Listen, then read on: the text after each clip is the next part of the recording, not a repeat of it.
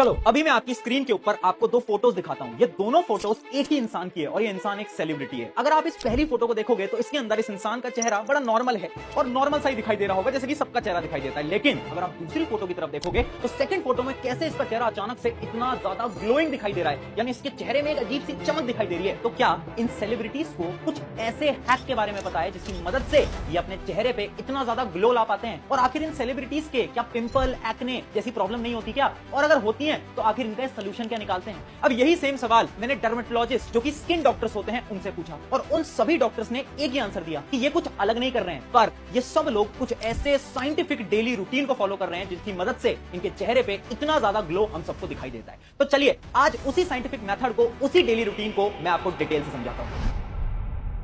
मेरे according pimples आज के जमाने में बहुत एक नॉर्मल प्रॉब्लम है। लोग बहुत ज्यादा टेंशन लेते हैं, इसे लेकर लोग इनसिक्योर होते हैं खुद के स्किन को लेकर। सुबह उठ के चेहरा धोने का वो करते हैं, उनका स्कैल्प क्लीन रहता है, उसका एकदम इंटरनली भी क्लीन होता है, क्योंकि उनकी प्रोफेशन उनके स्किन और हेयर से बहुत रिलेटेड है। स्किन केयर बहुत जरूरी है। अगर तुम्हें लग रहा है इससे तुम्हारी अल्फानेस कम हो रही है, तुम गलत सोच रहे हो। स्किन केयर कर लो, तुम्हारा अल्फानेस 3x हो जाएगा।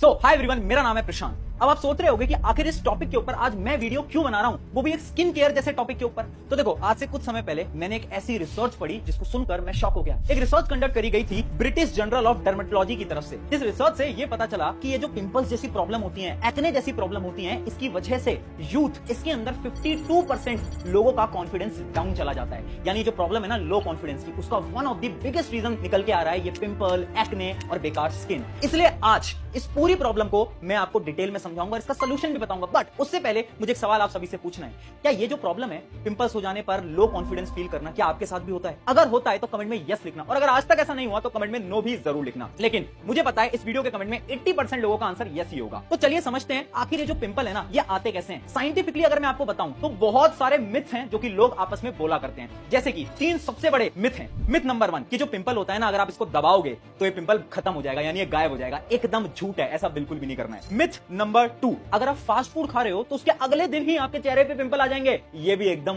बेकार झूठ है। मिथ नंबर 3, अगर आप कोई ऐसी क्रीम लगाओगे जो कि बहुत महंगी आती है, जो कि बॉलीवुड के सेलिब्रिटीज यूज करते हैं, जिसकी मदद से आपके सारे पिंपल्स चले जाएंगे और आपके चेहरे पे चमक आ जाएगी, ये भी एकदम झूठ है। ये तीनों मिथ हैं। तो साइंटिफिकली आखिर ये जो पिंपल है, एक्ने, ये होते कैसे हैं? तो इसके पीछे होते हैं 4 सिंपल रीजन। समझते हैं साइंस की मदद से। Reason number 1, excess of oil production. देखो, हमारे जो स्किन है ना, इसके अंदर कुछ ग्लैंड्स होते हैं जो कि ऑयल को प्रोड्यूस करते हैं। बट कभी कभार क्या होता है ना, आपकी बॉडी के अंदर बहुत सारी स्ट्रेस आ रही होती है, यानी आप बहुत सारी चीजों को लेकर सोच रहे होते हो। इवन टीनेज के अंदर तो बहुत सारे हार्मोनल चेंजेस भी हो रहे होते हैं, जिसकी वजह से ये जो स्किन है ना, इसमें से ऑयल ज्यादा रिलीज होता है, और जितना ज्यादा ऑयल रिलीज होगा ना, उतनी ज्यादा पिंपल होने की चांसेस बढ़ जाती हैं। अब आते हैं रीजन नंबर 2 की तरफ, डेड स्किन सेल्स। देखो, हमारी ये जो स्किन है ना,